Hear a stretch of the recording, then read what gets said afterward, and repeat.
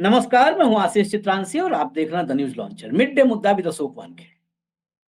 मोदी के एक लाडले नौकरशाह, पहले नौकरशाह रहे, फिर नौकरशाह से सियासत में आए और मंत्री बन गए। कुल मिलाकर के एक लाइन में कहें तो मोदी के लाडले दुलारे मंत्री हैं अब। गौतम बुद्ध की भूमि सिद्धार्थनगर उत्तर प्रदेश मौजूद थे, बुद्ध की भूमि पर, और बात कर रहे थे बुलडोजर की। मोदी के इस दुलारे मंत्री ने सुप्रीम कोर्ट को सीधे चुनौती दे दी, और सिर्फ सुप्रीम कोर्ट को चुनौती नहीं दी, सरकार को झूठा साबित किया। सुप्रीम कोर्ट में solicitor general, additional solicitor general जो भी जाते हैं पैरवी करने, वो जो पक्ष रखते हैं वो सरकार का पक्ष होता है, और अगर उनके पक्ष को भी खंडित कर रहे हैं मोदी के ही दुलारे मंत्री, तो सरकार को भी झूठा साबित कर रहे हैं। आज चर्चा इसी पर कि क्या सुप्रीम कोर्ट को ये चुनौती सुप्रीम कोर्ट खामोशी से सुनता रहेगा, या ऐसे मंत्रियों पर सुप्रीम कोर्ट स्वतः संज्ञान लेगा, या सुप्रीम कोर्ट का इकबाल भी अब ऑफिशियली आधिकारिक रूप से खत्म मान लिया जाएगा। भाऊ को चर्चा में जोड़िए, कंट्रोल भाऊ। मैं बात कर रहा अरविंद कुमार शर्मा, AK शर्मा, नौकरशाह रहे तो मोदी के सबसे अजीज रहे, प्रिय रहे, करीबी रहे, लाडले रहे, दुलारे रहे। भेजा गया इनको यहां से वीआरएस लेकर के उत्तर प्रदेश में। जब गए तो बड़ी चर्चा थी कि मुख्यमंत्री बनेंगे, रिप्लेस करेंगे योगी को। योगी ने खैर भाव ही नहीं दिया। किसी तरह से फिर इनको कुर्सी मिली, और 22 में जब दोबारा योगी आदित्यनाथ मुख्यमंत्री बने तो इनको ऊर्जा मंत्री उत्तर प्रदेश में बना दिया गया। लेकिन ऊर्जा मंत्री, बिजली तो इतनी कट रही है, नोएडा में आप बैठे हैं, देखते हैं हालात, ये वो तो नहीं सुधार पाए। सुप्रीम कोर्ट को ये करंट लगा रहे हैं, झटका दे रहे हैं। सुप्रीम कोर्ट ने, गवई साहब की बेंच ने बुलडोजर पर जो जमीयत की जो है याचिका याचिका दी। थी, याचिका पर टिप्पणी करते हुए कहा था कि अगर आरोपी नहीं, दोषी भी है तो बुलडोजर नहीं चलाया जा सकता। उस दिन से बुलडोजर पर बहुत बहस हो चुकी है, बहुत बहस। आपने उस पर स्पेशल एक शो भी किया था कि लखनऊ में मुख्यमंत्री का आवास, उसका नक्शा है कि नहीं है। औकात और जमीन और जिगरा तक बात आ गई अखिलेश और योगी के बीच, जब वाक युद्ध शुरू हुआ। अब ये गौतम बुद्ध की धरती सिद्धार्थनगर में थे और बुलडोजर पर सवाल। योगी आदित्यनाथ ने भी अब तक ऐसी टिप्पणी नहीं की थी। इन्होंने कहा कि बुलडोजर तो चलता ही रहेगा।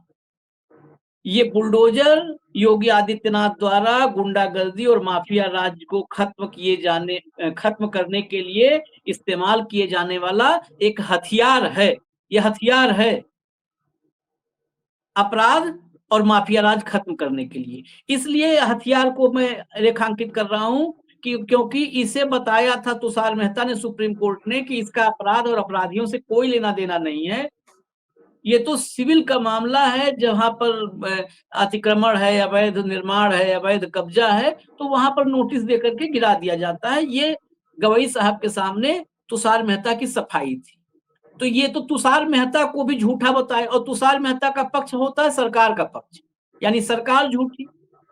गवई, जस्टिस गवई को चुनौती, और जस्टिस गवई को चुनौती यानी सुप्रीम कोर्ट को चुनौती। क्या सुप्रीम कोर्ट से बड़े हो गए ये मोदी के दुलारे होने की वजह से?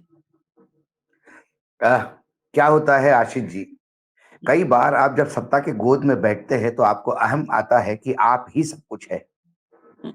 अरविंद शर्मा जी की एक खासियत है कि वो गुजरात कैडर से रहे हैं, 1988 बैच के हैं, और जब से गए हैं तब से वो योगी जी के, मोदी जी के बड़े खास रहे। जो वाइब्रेंट गुजरात जो आपने पूरा कंसेप्ट सुना था, वो इन्हीं के नेतृत्व में हुआ, और इन्होंने ही मोदी जी को एक नई दुनिया दिखाई, ऐसा हम कह सकते थे। मोदी जी के बड़े दुलारे थे। मोदी जी 2014 में दिल्ली आए, मोदी जी उनको लेके आए, वो दिल्ली में ज्वाइंट सेक्रेटरी बने पीएमओ में। उसके बाद प्रमोशन होना था, फिर 2017 में एडिशनल सेक्रेटरी बने, और फिर 2019 में सेक्रेटरी बने, तो उनको वहां जगह नहीं थी पीएमओ, तो फिर उनको एमएसएमई में भेजा गया और वहां से सीधा उनको, क्योंकि आप वो पीरियड देखिए 2019 वाला, हम्म, कि इनको योगी आदित्यनाथ वहां मुख्यमंत्री बने थे हम्म, और दिल्ली और लखनऊ के बीच में तलवारें खींची थी। हम्म, और तब मोदी पावरफुल हुआ करते थे, आज के जैसे अमित शाह पावरफुल नहीं थे, तब मोदी हम्म, पावरफुल थे। हम्म, तो मोदी जी ने ए के शर्मा को वीआरएस लेके उत्तर प्रदेश भेजा, कि गुजरात कैडर के भले ही हो लेकिन ये मऊ जिले से आते हैं, हम्म। इलाहाबाद यूनिवर्सिटी से पढ़े हैं, उत्तर प्रदेश उनके खून खून में बसा है, पंडित आदमी है, तो उनको लगा कि एक राजनीति में नया तड़का दिया जाए, इनको पंडित क्या, लाकर। भूमिहार है, भूमिहार। भूमिहार, सॉरी भूमिहार है, पंडित नहीं है, भूमिहार है। हम्म, तो क्योंकि उत्तर प्रदेश में शर्मा भी लिखते हैं, हम्म, बिहार भी लिखते हम्म, हैं, तो वहां पे उनको एक तरह तरह ये लगाया था कि इनको यदि मुख्यमंत्री बनाया जाए तो पूरा उत्तर प्रदेश कब्जे में होगा। अब ये उसी डिल डॉल में लखनऊ गए हम्म, कि जाते से रेड कार्पेट सैल्यूट होगा, मुख्यमंत्री घुटने पे होंगे और हम आप तय करेंगे बाकी चीजें। वहां वो योगी आदित्यनाथ को समझ नहीं पाए थे ठीक से। हम्म, योगी जी ने तो एमएलसी बनने के बाद भी कई महीने इनको मुलाकात ही नहीं होने दी, हम्म, बेचारों को आवाज तक नहीं मिल पा रहा था घर। तो इनकी उपलब्धि पहली बार जाते से ही, पहली उपलब्धि इनकी रही कि एमएलसी बने दिल्ली की कृपा से। लेकिन एमएलसी का आवास भी योगी के कृपा से कई महीनों बाद मिला। तब इनको समझ में आ गया कि गुरुजी ये उत्तर प्रदेश है, ये गुजरात नहीं, हम्म, और ये योगी है, ये मोदी नहीं। हम्म, कि चार अंग्रेजी शब्द बोल के आप बोल दो कि sir this way that way, और वो सर हिला के कहेंगे ओके। फिर चुनाव आए और इस दूसरे चुनाव में जब योगी जी का दूसरा टर्म था, उसमें योगी जी को ये प्रोजेक्ट नहीं कर रहे थे। आपने देखा होगा वो चुनाव भी, कि हम्म, जहां मुख्यमंत्री का फेस नरेंद्र मोदी का ही फेस चल रहा था। हम्म, लेकिन संघ फिर खड़ा हो गया योगी के सामने, योगी मजबूरी हो गया और योगी फिर से दूसरी बार सत्ता में आए। तो योगी जी को भी समझ में आ गया थोड़ा कॉम्प्रोमाइजिंग कर लेना चाहिए, तो उन्होंने दिल्ली को थोड़ी जगह दी। उस जगह में ए के शर्मा मंत्री बने, एनर्जी मंत्री। और जब से वो एनर्जी मंत्री बने, क्योंकि गुजरात का जो विकास का मॉडल है वो एक हम्म, ढकोसला है, मैं पहले दिन से कह रहा हूँ। हम्म, 2014 के पहले जब गुजरात का विकास मॉडल बनाया बेचा जा रहा था, तब भी मैं कह रहा था कि आप गुजरात घूमिए, क्योंकि मैं गुजरात बहुत, कुछ राज्य है जो आपके दिल के पास होते हैं, उसमें उड़ीसा है, गुजरात है, जहाँ कुछ नहीं होते हुए भी इतना बड़ा मित्र परिवार है, और इतना मैंने भ्रमण किया है जिले जिले में। गुजराती समझ भी लेता हूँ, थोड़ी बहुत बोल भी लेता हूँ, इतना मैं गुजरात में मैंने भ्रमण किया है, गुजरात को देखा है मैंने। तो मैं जानता था कि ये विकास का मॉडल नहीं है, ढकोसला है, फोका कारतूस है। लेकिन सब अपनी एक आवाज इतने बड़ी, जब पूरा बैंड बाजा बजता है, तो मेरी स्थिति शामिल बाजा जैसी हो गई थी उसमें बोलने के लिए। अब लोगों को समझ में आ गया 10 साल बाद कि ये विकास का मॉडल कैसा है और किसका विकास होता है। तो उसमें जब खेल चालू हो गए, तो आज ये जिन्होंने वाइब्रेंट गुजरात करवाया, जो हम्म, क्रेडिट दिया जाता है, अब मैं आपको बता दूं आशीष जी, वाइब्रेंट गुजरात में जितने एमओयू साइन होते थे, हम्म, उसके 10% भी इन्वेस्टमेंट नहीं आता था। हम्म, ये सिर्फ एमओयू साइन करवाने के लिए और बैंड बजाने के लिए जाने जाते हैं। अब बिजली का क्या हश्र है, प्रधानमंत्री कहते हैं कि हमारे देश में पर्याप्त बिजली, हम्म, गांव गांव बिजली देने की बात करते हैं। अरे भाई, गांव गांव में बिजली तार जोड़ने के मतलब बिजली देना नहीं है, 24/7 तो बिजली होनी चाहिए। हम्म, या दिन में 4 बार 5 बार बिजली कटती है, आप और हम सब पूरा इन्वर्टर पर और जनरेटर पे नोएडा चल रहा है आज। ये बिजली मंत्री का कैपेसिटी। लेकिन अब पॉलिटिकल भी बनना है, तो ये वक्तव्य कहीं ना कहीं योगी सरकार को कटघरे में खड़ा करता है। मैं बता रहा हूं आपको, हाँ, ये योगी के ही मंत्री योगी के लिए परेशानी खड़े कर रहे हैं, क्योंकि मंत्रिमंडल के किसी मंत्री के वक्तव्य को आप व्यक्तिगत वक्तव्य नहीं मानते। सामूहिक जिम्मेदारी नाम का एक कंसेप्ट है, हम्म, और मंत्रिमंडल के किसी भी व्यक्ति ने कोई स्टेटमेंट दिया तो वो मंत्रिमंडल का स्टेटमेंट माना जाता है। तो सर्वोच्च न्यायालय के भूषण जस्टिस भूषण आर गवई जी के उस बेंच ने जो सवाल पूछे थे इसके मायने ये है कि भूषण जी के पास पर्याप्त सूचनाएं और पुख्ता सूचनाएं थी। तब तुषार मेहता जी ने कहा था कि साहब, गुनहगारी से, कोई राइट से, कोई माफिया से मकान गिराना बुलडोजर का कोई मतलब नहीं। नगर पालिका नोटिस देती है, नोटिस देने के बाद वो अवैध होता है मकान और उसको गिराया जाता है।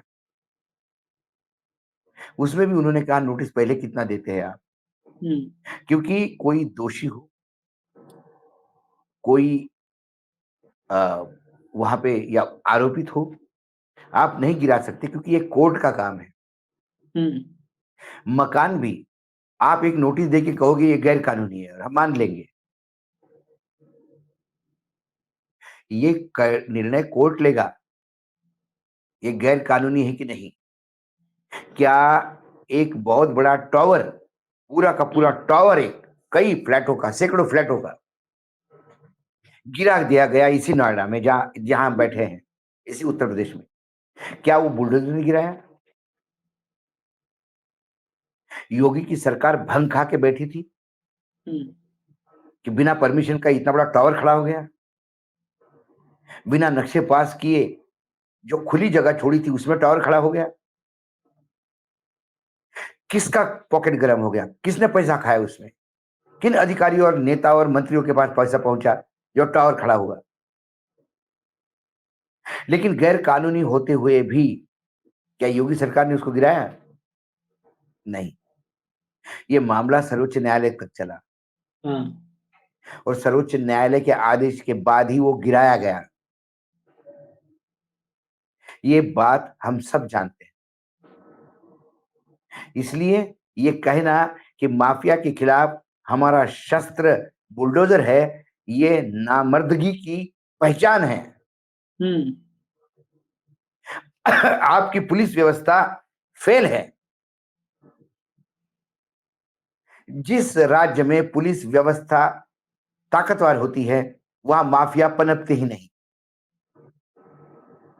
माफिया कोई इंपोर्ट करने वाली चीज नहीं है कि आधा किलो माफिया आपने जरा रशिया से लाया और थोड़ा सा माफिया जर्मनी से और इटली से लाया और थोड़ा सा मिला के एक भैया नया बाहुबली खड़ा कर दिया ना।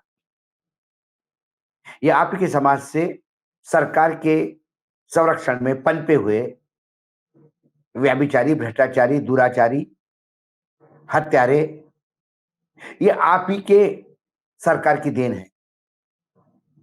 मुंबई में एक कहावत है आशीष, मुंबई का भाई कौन? वहां माफिया को, डॉन को भाई कहते हैं। मुंबई का भाई कौन? मुंबई किसके कब्जे में? तो मैंने, क्योंकि पत्रकारिता में है, सभी लोगों से अपनी बातचीत होती है, कई बड़े बड़े माफिया से बातचीत होती है। जब उनको पूछते हैं कि क्या भाई आपका तो राज चल रहा है मुंबई पे, बोला नहीं नहीं अशोक भाई गलत बोल रहे हैं आप पत्रकार है, आपको समझ ही नहीं आ रहा है। मुंबई का भाई मुंबई पुलिस है। क्योंकि मुंबई में जो भी आपराधिक हत्याकांड होते हैं, जो भी बुल्डर को गोली चलती है, जो भी कुछ होता है, बगैर पुलिस के जानकारी के, एनओसी लिए ये काम नहीं। उसकी कीमत अदा करनी पड़ती है और कीमत अदा होती है। इसलिए महाराष्ट्र के कई इनकाउंटर स्पेशलिस्ट जिन्होंने अब की बार 56 पार 100 पार की बात कही, वो सब जेल के सलाखों में हैं या केसेस भर रहे हैं, क्योंकि सब ने माफिया से पैसे लेके एक दूसरे के लिए काम किया है। महाराष्ट्र की सरकार पे महाराष्ट्र के ही मुख्यमंत्री सुधाकर नाइक जी ने आदरणीय शरद पवार के साथ दाऊद का आदमी होने का आरोप लगाया था। ये मैंने नहीं लगाया था, कोर्ट ने कहा था। तो सरकार के संरक्षण के बगैर माफिया पनपते नहीं। तो यदि माफिया को समूल नष्ट करना है तो नेताओं को अपने गरेबान में झांक के देखना होगा। कैसे माफिया जेल जाने के बाद पूरा समय, सालों अपनी जो जेल है, हॉस्पिटल के कमरे में आलीशान दरबार लगा के काटते हैं। ये ये देखने की बात है।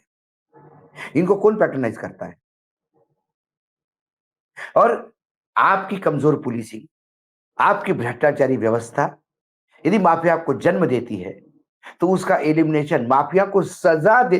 देखिए, सरकार का काम सजा देना नहीं है। सरकार का काम सजा, जो सर्वोच्च न्यायालय है, जो भी न्यायालय है, न्यायपालिका की दी हुई सजा को अलम लाना या अमल में लाना या उसको एग्जीक्यूट करने का काम सरकार का है। सरकार एग्जीक्यूशन अथॉरिटी है, सरकार क्रियान्वयन करती है। विधायिका, विधानसभा आपकी एक मुख्यमंत्री देती है, मंत्री देती है, नीति निर्धारण का काम करती है, बजट पास करती है, नए कानून बनाती है। उसको लागू करने का काम सरकार का है, एग्जीक्यूटिव का है। जिस दिन पुलिस खुद ही कानून बनाने लगेगी तो विधानसभा की जरूरत नहीं होगी। जिस दिन पुलिस खुद ही सजा देने लगेगी तो फिर न्यायपालिका की जरूरत नहीं होगी। तो आज ए.के. शर्मा के स्टेटमेंट से तो मुझे लगता है कि न्यायपालिका की जरूरत ही नहीं है। इनके तर्कश में हर चीज का बाण है, तीर है। भू माफिया और माफिया के खिलाफ बुलडोजर। आप चिन्हित करो माफिया, मतलब माफिया आप पैदा करो, आप ही उसको सजा दो, आप ही बुलडोजर चलाओ। सारे विंग लेकिन खुद ही बनना चाहते हैं लेकिन ए.के. शर्मा। नहीं शर्मा जी, लेकिन एक बात कह रहे हैं भाऊ, कह रहे हैं कि बेसिकली ये जो है, जो समाजवादी पार्टी के शासनकाल में जो पनपे, जो पैदा हुए हैं माफिया, उनको खत्म करने के लिए और कोई उपाय नहीं। नहीं नहीं, मेरा ये कहना है, उपाय नहीं तो है न्यायपालिका के सामने सरेंडर। आपने न्यायपालिका को गाली दी है। इस देश में सामान्य नागरिक जो इस देश के संविधान में विश्वास रखता है, उसका अंतिम वो कहता है कि चलो कोर्ट चलेंगे, हम कोर्ट में देख लेंगे आपको। वो नहीं कहता कि अच्छा चलो ठीक है, छोड़ दी जमीन मेरी, अब आपके हाथ में बंदूक है तो मैं क्या कर सकता हूँ, जमीन ले लीजिए मेरी, बताइए सिग्नेचर कहाँ करना है ना। वो कहता है चलो कोर्ट चलेंगे, कोर्ट बताएगा जमीन किसकी। यहां तक कि सरकारें कोर्ट जाती हैं। हाँ। क्यों जाती है सरकारें कोर्ट? यूपी सरकार कितने मुकदमे लड़ रही है, नहीं जाना चाहिए कोर्ट में। सर्वोच्च न्यायालय की इतनी औकात कैसी होगी कि वो यूपी की सरकार को पूछे कि बुलडोजर क्यों चलाते हैं? योगी आदित्यनाथ ने सीधा सर्वोच्च न्यायालय जाके बोल देना चाहिए था, कौन है रे भाई, ए जजवा सुनिए, कौन है आप? हम मुख्यमंत्री हूं, यूपी का मुख्यमंत्री हूं, दिल्ली में बैठ के यूपी चलाएंगे आप, हम चलाएंगे बुलडोजर, चुप रहिए आप। बोल देना चाहिए था। वहां क्यों मिमियाने लगते हैं, वहां क्यों झूठ परोसते हैं? नहीं नहीं, वहां माफिया झूठ से कोई बोल। लेना देना ही नहीं है। ये मतलब, ये लोग जनता को इतने मूर्ख समझते हैं। अरे बाबा, जनता इतनी मूर्ख नहीं है शर्मा जी। जनता आज भी न्यायपालिका में विश्वास रखती है, कई बार नाराजगी भी जताती है न्यायपालिका से, लेकिन फिर भी बाय एंड लार्ज संविधान के 3 स्तंभों में जितना कीड़ा लग चुका है, उसमें न्यायपालिका आज भी थोड़ी बहुत साबुत है। कार्यपालिका और विधायिका में तो पूरा ऊपर से नीचे तक दिमाग खा चुकी है, भ्रष्टाचार की, व्यभिचार की, सत्ता की लालच की। कम से कम एक ये अपेक्षा। दूसरी बात है, मैं क्यों कह रहा हूं कि क्या ये योगी सरकार को फिर एक बार कटघरे में खड़ा करने का प्रयास है दिल्ली का? क्योंकि ए.के. शर्मा ये आईएएस ऑफिसर है, रिटायर्ड। वो अच्छी तरह से कार्यपालिका, न्यायपालिका और विधायिका के बारे में अच्छी तरह से जानते हैं, क्योंकि ट्रेनिंग लेके आए हैं, इन्होंने काम किए हैं। तो ये बोल के उन्होंने क्या कंटेम्प्ट ऑफ कोर्ट किया है? और कंटेम्प्ट ऑफ कोर्ट किया तो किसने किया? ये सरकार ने किया, उत्तर प्रदेश की, क्योंकि सामूहिक जिम्मेदारी की बात होती है, कलेक्टिव रिस्पॉन्सिबिलिटी। ये मेजर, ये रीढ़ की हड्डी है अपने कैबिनेट की। ये फ्री फॉर ऑल नहीं है। और यदि ऐसा है तो फिर क्या उत्तर प्रदेश में अराजकता मची हुई है? सबसे बड़ा माफिया तो फिर उधर उत्तर प्रदेश में अराजकता में मुझे मंत्रिमंडल ही दिखता है। एक मंत्री दूसरे मंत्री की सुनता नहीं, मुख्यमंत्री कुछ कहते हैं, ऊर्जा मंत्री कुछ कहते हैं, उप मुख्यमंत्री कुछ कहते हैं, केंद्र में बैठे हुए उत्तर प्रदेश के मंत्री कुछ कहते हैं। तो नरेंद्र मोदी जो विपक्ष में होते हुए पॉलिसी पैरालिसिस की बात करते थे कि किसी को एक दूसरे के बारे में जानकारी, यूपीए सरकार में सब अपने अपनी डफली बजा रहे हैं। तो क्या योगी आदित्यनाथ की सरकार में पॉलिसी पैरालिसिस हो गया है? क्या ए.के. शर्मा, मैं नहीं जानता हूं और मैं मानता भी नहीं इस बात को कि ए.के. शर्मा इतने इल इन्फॉर्म्ड है कि उन्हें पता नहीं कि सर्वोच्च न्यायालय ने क्या टिप्पणी की। क्या उन्हें ये पता नहीं कि सर्वोच्च न्यायालय में सरकारी वकील ने क्या बयान दिया? तो आज तुषार मेहता ये बताए कि ए.के. शर्मा सही बोल रहे या तुषार मेहता सही बोल रहे थे। और यदि तुषार मेहता सही बोल रहे थे तो ये वाचाल लोग जो है ए.के. शर्मा जैसे, इनको नकेल कौन डालेगा? क्या ये सर्वोच्च न्यायालय की गरिमा को ठेस पहुंचने वाली बात नहीं है?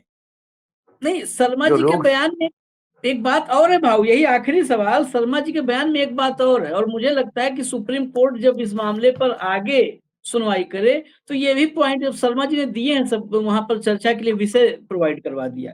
और ये तीसरा पॉइंट जो अब तक मतलब छिपा हुआ है, हिडन, लेकिन ये हम निकालते हैं इसको इस बात से, ये कहते हैं कि सरकार माफिया और गुंडों के खिलाफ बुलडोजर का इस्तेमाल कर रही है जो समाजवादी पार्टी के शासनकाल के दौरान पनपे और बढ़े थे। यानी भाजपा के सरकार में जो पनपे और बढ़े हैं उन पे ये बुलडोजर नहीं चलेगा। ये सीधा हाँ बोला है कि माफिया और गुंडों के खिलाफ बुलडोजर का इस्तेमाल कर रही है जो समाजवादी पार्टी सपा के शासन के दौरान पनपे और बढ़े हैं। अगर तो आप कर जब रहे इनके थे तो जो उत्तर हाँ प्रदेश में कभी भी पनपे बढ़े, कभी भी जो हाँ माफिया है कभी भी कभी पनपे और कभी भी बढ़े, उन पे इस्तेमाल। सिर्फ सपा के समय जो पनपे और बढ़े, बाकी का क्या है? तो क्या ये सब्जेक्ट, क्या कोई सरकार सब्जेक्टिव हो सकती है? हाँ? क्या कोई सरकार सब्जेक्टिव हो सकती है? तो फिर मुझे इनके इस वक्तव्य का बेस तो शुभेंदु अधिकारी के उस वक्तव्य में आता है कि सबका साथ सबका विकास ढकोसला है, ये कोई बात करने की जगह नहीं है। जो हमारे साथ है हम उनका साथ देंगे। मतलब जो लोग बीजेपी के माफिया है उनका ये साथ देंगे, जिन लोगों ने बीजेपी को मतदान किया उनका ये साथ देंगे, जिन लोगों ने भाजपा के लिए प्रचार किया उनका ये साथ देंगे, जो भाजपा के खिलाफ लड़े, जिन्होंने भाजपा को मतदान नहीं किया, उनका उनके ऊपर ये बुलडोजर चलाएंगे। फिर वो माफिया हो ना हो, क्योंकि आप स्वयं ही न्यायपालिका है। फिर वही वो गेंदा का स्टेटमेंट, चुलबुल पांडे, यहाँ मुजरिम भी हम, वकील भी हम, गवाह भी हम और जज भी हम ही है। तो ए.के. शर्मा तो सर्वोच्च न्यायालय से के ऊपर एक कोई सुपर सर्वोच्च न्यायालय स्थापित कर दिया उन्होंने आज ये बोल के कि बुलडोजर तो चलेगा। सुओ मोटो इस वक्तव्य पे सर्वोच्च न्यायालय ने कॉल कर लेना चाहिए, ऐसी अपेक्षा है, ऐसी बिल्कुल ये अपेक्षा सीधा है। सीधा और मानना क्योंकि का मामला है। क्योंकि ये वक्तव्य एक कैबिनेट मंत्री से आया है, और उत्तर प्रदेश के एक कैबिनेट मंत्री से, और एक पढ़े लिखे कैबिनेट मंत्री से, जिसका बैकग्राउंड आईएएस ऑफिसर का है, जो सेक्रेटरी लेवल पे महाराष्ट्र मतलब गवर्नमेंट ऑफ इंडिया में काम करता है। और हमारे ब्यूरोक्रेसी को भी आत्मावलोकन की जरूरत है। यदि सेक्रेटरी लेवल के ब्यूरोक्रेट इतने एक रंग के चश्मे से देखने लगे तो फिर कार्यपालिका से अपेक्षा क्या की जाएगी? क्या कार्यपालिका जो सत्ता में है उसका रंग लेके काम करेगी, या कार्यपालिका अपने सामने संविधान की किताब गाइड समझ के उसको देख के विधायिका को, मंत्रिमंडल को भी आगाह करेगी? ये गलत है सर, संविधान में नहीं हो सकता। हमारे यहाँ पीएस रहते हैं, मंत्री के साथ पूरा स्टाफ रहता है, एक पर्सनल सेक्रेटरी होता है, पीएस वो आईएएस ऑफिसर होता है, सेक्रेटरी होते हैं मंत्रालय के। इनकी जरूरत क्या है फिर? क्योंकि मंत्री हो सकता है कि एक किसान का बेटा मंत्री बने, चाय बेचने वाला प्रधानमंत्री बने, हो सकता है कि वो संविधान की जानकारी नहीं रखता हो सकता है कानून की जानकारी नहीं रखता हो। यदि संविधान की जानकारी, कानून की जानकारी, इतिहास के जानकार होते नरेंद्र मोदी जी, तो फिर चाय नहीं बेचते। क्योंकि इस देश में इतनी तो बुरी स्थिति नहीं है कि इतना पढ़ा लिखा आदमी चाय बेचने लगेगा। उस जमाने में जब नरेंद्र मोदी आज 70 पार हो चुके हैं, 70 साल पहले पढ़े लिखे आदमी की तो बहुत इज्जत थी। हम्म 10वीं क्लास आदमी भी तहसीलदार बन जाता था हम्म 70 साल पहले। और ये यदि इतने पढ़े लिखे मोदी जी है, तो फिर मोदी जी चाय नहीं बेचते थे। और मोदी जी चाय बेच रहे थे क्योंकि मोदी जी पढ़े लिखे नहीं थे, बहुत ही गरीब घर के थे। उनकी एक संघर्ष की गाथा है। तो ऐसे कम पढ़े लिखे, मैं तो उनको कुपढ़ बोलता हूँ, लेकिन आज के संदर्भ में, यदि इस संदर्भ में बात करनी है, ऐसे कम पढ़े लिखे इंसान के लिए गाइड का काम करते हैं उनके सेक्रेटरी, वो जो अधिकारी होते हैं, आईएएस अधिकारी। यस प्राइम मिनिस्टर एक बहुत बड़ी सीरीज चली थी विदेश में और इंग्लैंड में, और बहुत चर्चित थी कि प्राइम मिनिस्टर क्या कहते हैं और उनके जो सेक्रेटरी है वो यस प्राइम मिनिस्टर बोल के कैसे उनको फिर गाइड करके लाइन में लाते हैं। तो हम्म यदि एके शर्मा जैसे सेक्रेटरी बने, तो क्या एके शर्मा पूरे कार्यकाल में एक भाजपा को ही प्रमोट कर रहे थे? तो फिर उस संविधान के लिए भी शपथ के साथ वो गद्दारी कर रहे थे।